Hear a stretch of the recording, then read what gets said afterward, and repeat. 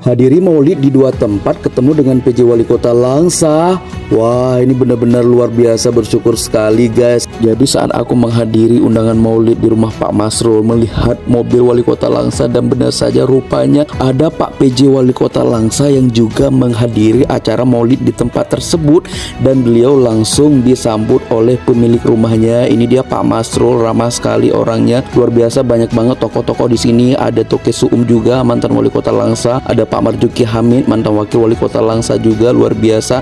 Ini ada Abati Aramiah juga, benar-benar mantap sekali. Dan setelah dari sini aku berkunjung maulid di Dayah Istiqomatuddin Darul Falah yang ada di daerah Berimpuntung. Di sini juga ketemu dengan Pak PJ Wali Kota dan Abati Aramiah lagi, mantap sekali. Semoga berkah guys.